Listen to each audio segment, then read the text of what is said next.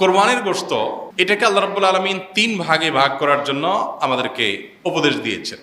ফাআত'আমুল কানিআ ফাকুলু মিনহা, তোমরা কোরবানির গোশত নিজেরা খাও।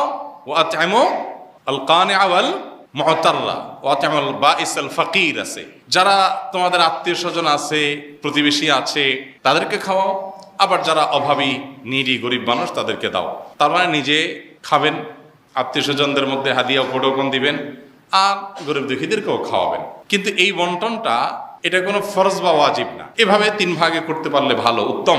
কিন্তু এটা যদি কেউ না করে তাতে কোনো গুনাহ হবে না। এই সমাজের ভাগ নামে যে ভাগটা বাধ্যতামূলকভাবে কালেকশন করা হয় সেটা কোনো অবস্থাতে জায়েজ না, যদি বাধ্যতামূলকভাবে করা হয়, যদি জোরপূর্বক করা হয়। এখন আমার কোরবানির গোশত আমার কাছে নির্দিষ্ট কিছু গরিব আছে জানাশোনা, আমি তাদেরকে একটু দেবো, কোনো গরিবকে একটু বাড়ায় দিব, কাউকে একটু কমায় দিব। আমার হয়তো আরো দূরে কোনো আত্মীয় আছে, তাকে আমি একটু পাঠাবো।